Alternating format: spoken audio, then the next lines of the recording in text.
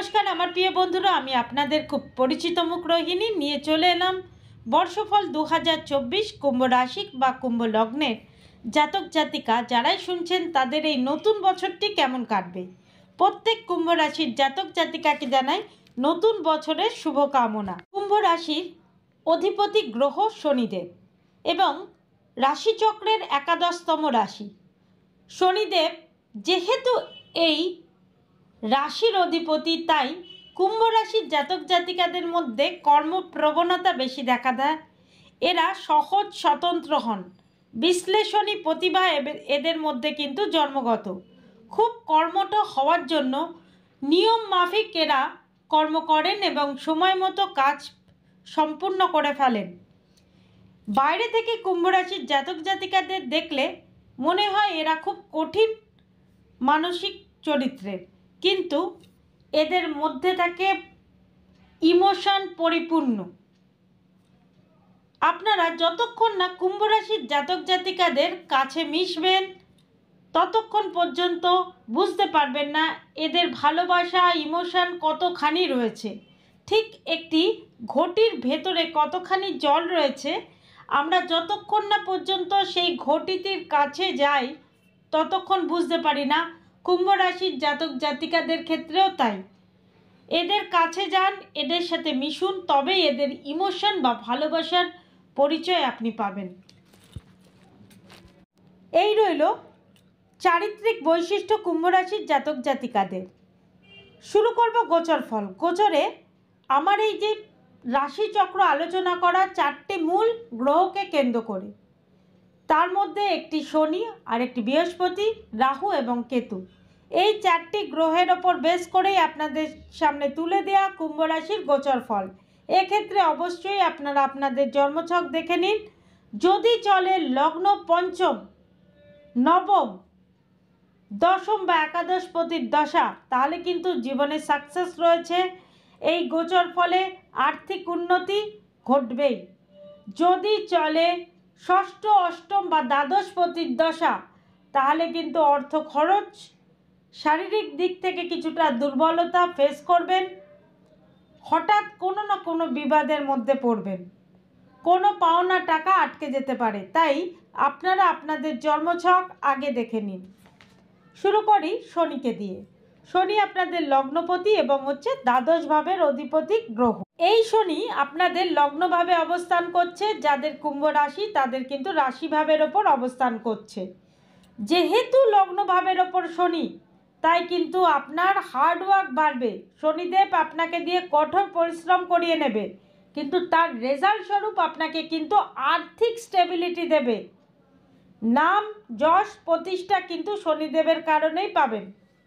যাদের কুম্ভ লগ্ন তাদের কিন্তু শারীরিক অবস্থা এই সময় ভালো থাকবে, কিন্তু জুলাই থেকে অক্টোবর যখন শনি বক্রি হবে তখন কিন্তু শারীরিক কারণে কিছুটা ব্যয় বাড়বে।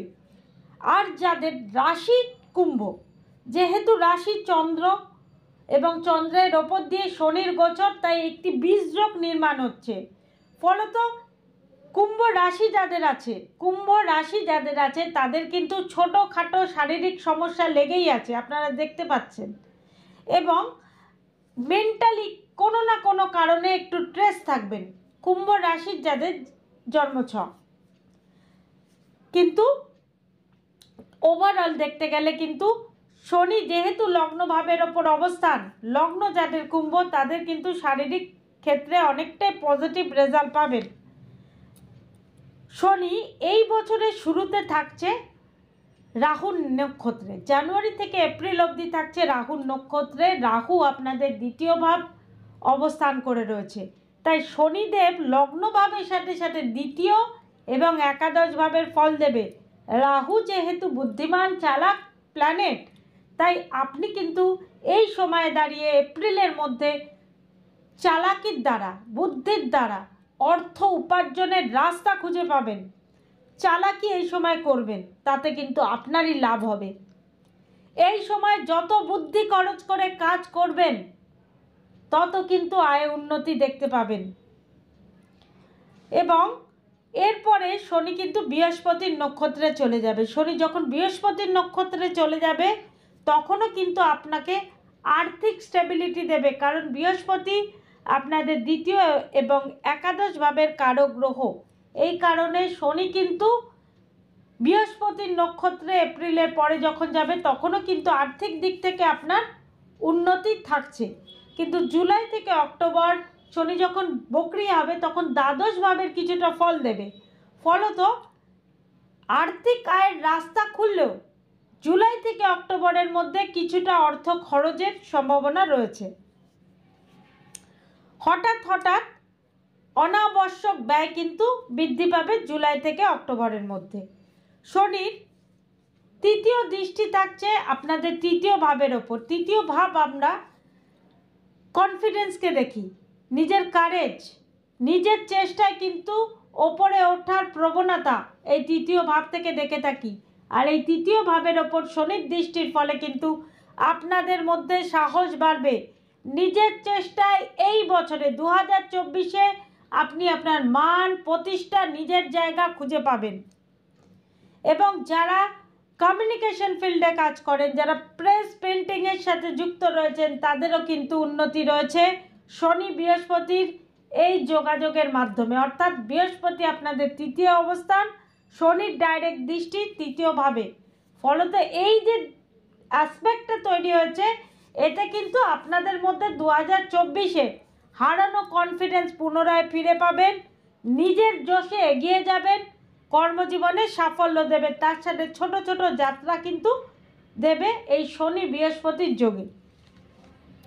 শনির সপ্তম দৃষ্টি পড়বে আপনাদের সপ্তম ঘরের ওপর। সপ্তম ঘরটি রবির ঘর, শনির শত্রু ঘর, ফলত দাম্পত্য জীবনে কিন্তু ছোটোখাটো সমস্যা লেগে থাকবে। বিশেষ করে মে এপ্রিল এই সময় দেখবেন দাম্পত্য জীবনে কলহ বৃদ্ধি পাচ্ছে।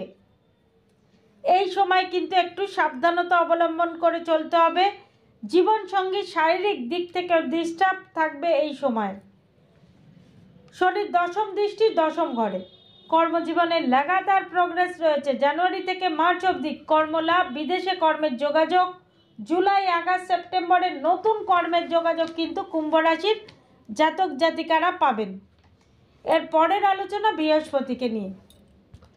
বৃহস্পতি রাতেই কিন্তু কুম্ভ রাশির অর্থ ডিপার্টমেন্টটা রয়েছে, ফাইন্যান্স ডিপার্টমেন্ট হ্যান্ডেল করে কিন্তু এই দেবগুরু বৃহস্পতি। দ্বিতীয় একাদশ ভাবের মালিক হয়ে এই বৃহস্পতি তৃতীয় ভাবের ওপর অবস্থান করছে, ফলত পূর্বেই বলেছিলাম আপনাদের নিজের চেষ্টায় কিন্তু অর্থ ইনকামের রাস্তা এই বছর হচ্ছে। এবং এই বৃহস্পতির দৃষ্টি থাকছে সপ্তম, নবম এবং একাদশ ভাবের ওপর। ভাগ্যোন্নতি তো হচ্ছেই, তার সাথে ব্যবসায়িক জীবনে উন্নতি, প্রপার্টি থেকে লাভ, পিতার সাহায্য, আয়ের নতুন নতুন রাস্তা কিন্তু এই বছর খুলবে। এবং বৃহস্পতি এপ্রিল অবধি শুক্রের নক্ষত্রে যতক্ষণ থাকবে শৌখিন ব্যবসায় কিন্তু লাভ, যে কোনো শৌখিন কাচের বস্তু যারা বিক্রয় করেন, ব্যবসাদার রয়েছেন, তাদের কিন্তু লাভ দেবে। এবং এই সময় দাঁড়িয়ে যারা শিক্ষার্থী রয়েছেন, উচ্চ বিদ্যার সাথে যুক্ত, তাদের কিন্তু উন্নতি, এবং টিচিং প্রফেশনে যুক্ত লোকেদের কিন্তু আয় বৃদ্ধি পাবে। এপ্রিল, মে, জুন এই বৃহস্পতি কিন্তু কৃত্তিকায় নক্ষত্রে অবস্থান করবে। কৃত্তিকা নক্ষত্রে অবস্থানের ফলে যারা কিন্তু স্বর্ণের ব্যবসা করেন, রত্নের ব্যবসা করেন, কাটিংয়ের কাজে যুক্ত, তাদের কিন্তু উন্নতি, সেলুনের কাজে যুক্ত লোকেদের কিন্তু প্রফিট রয়েছে।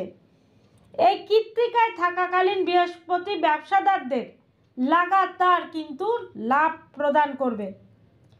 জুন, জুলাই, আগস্ট এবং লাস্টের নভেম্বর এবং ডিসেম্বর এই বৃহস্পতি গোচরে কিন্তু রোহিণী, মৃগশিরার ওপরে থাকবে। এই দুটো নক্ষত্র কিন্তু আপনার কর্মভাবের জন্য প্রোগ্রেস এনে দেয়। একটি চন্দ্রের নক্ষত্র, একটি মঙ্গলের নক্ষত্র, ফলত যারা কর্মহীন হয়ে রয়েছেন তাদের কিন্তু এই যে জুন, জুলাই, আগস্টের মধ্যে একটা কর্মপ্রাপ্তির যোগ রয়েছে।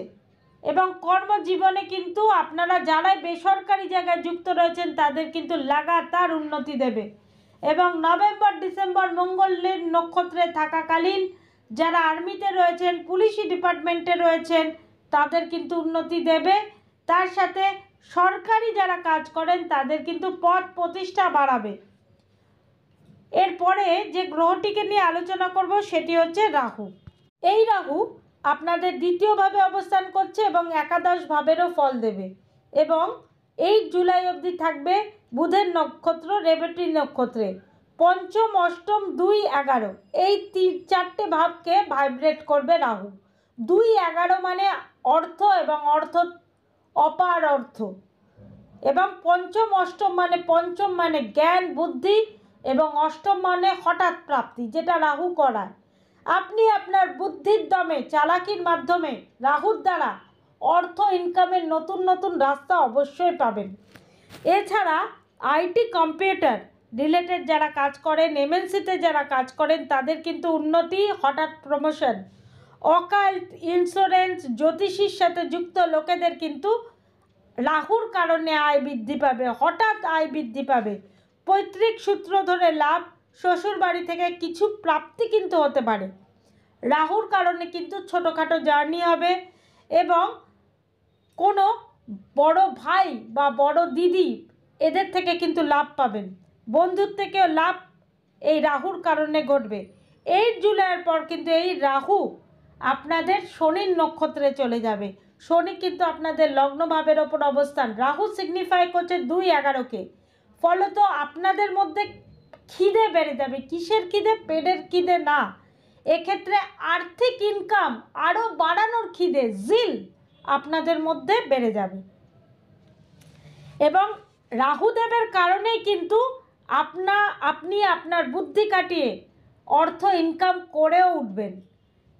অপার ঐশ্বর্য ও অর্থের মালিক করবে রাহুদেব যদি আপনাদের জন্মছকে ভালো গ্রহের দশা চলে। এবং যারা ফটকা ইনকাম করতে চান, লটারির মাধ্যমে খেলে ইনকাম করতে চান, তাদের কিন্তু রাহুদেবের কারণে হঠাৎ হঠাৎ প্রাপ্তি রয়েছে। অন্তিম যে গ্রহটিকে নিয়ে আলোচনা করব সেটি কেতু। কেতু কিন্তু আপনাদের অষ্টমভাবে বসে রয়েছে। অষ্টমভাবে কেতু কিন্তু খুব একটা ভালো রেজাল্ট দেয় না। দেখুন, আপনাদের ষষ্ঠ, অষ্টম বা দ্বাদশের যদি দশা চলে, তার অন্তর্দশায় যদি কেতু থাকে, ধরুন ষষ্ঠপতি আপনাদের চন্দ্র, সেই চন্দ্রের সাথে যদি কেতুর অন্তর্দশা চলে তাহলে আপনারা কিন্তু সাবধান হয়ে যান। অষ্টমপতি আপনাদের বুধ, বুধের সাথে যদি কেতুর অন্তর্দশা চলে তাহলে সাবধান হয়ে যান। এছাড়া শনির সাথে যদি কেতুর দশা চলে অথবা কেতুর নিজের দশা চলে, তারা যে সমস্ত কুম্ভ রাশির জাতক জাতিকা শুনছেন তারা কিন্তু সাবধান হয়ে যান। এবং এক্ষেত্রে কেতুর কারণে কিন্তু পেটের সমস্যা বৃদ্ধি পাবে। যারা সরকারি কাজকর্ম করেন তাদের কিছুটা উন্নতি দেবে এবং হঠাৎ কোনো না কোনো সমস্যার মধ্যে কেতুর কারণে পড়তে পারেন। এবং দাম্পত্য জীবনেও কেতুর কারণে হঠাৎ হঠাৎ দূরত্ব তৈরি হবে এবং জীবনসঙ্গীর শরীর স্বাস্থ্যর দিক থেকে কিছুটা দুর্বলতা ফেস করতে পারে। এক্ষেত্রে বলবো অবশ্যই আপনারা গণেশজির পুজো দিন। প্রতি বুধবার দুর্বা 21টি দুর্বা দিয়ে আপনারা গণেশজির পুজো করুন। এতে কিন্তু কেতুর কুপ্রভাব থেকে আপনারা বাঁচতে পারবেন। এই রইল বার্ষিক রাশিফল কুম্ভ রাশির 2024 কেমন কাটবে। আমার রাশিফল যদি ভালো লাগে লাইক করবেন, শেয়ার করবেন আর সাবস্ক্রাইব করে রাখবেন আমার চ্যানেলটিকে। ধন্যবাদ।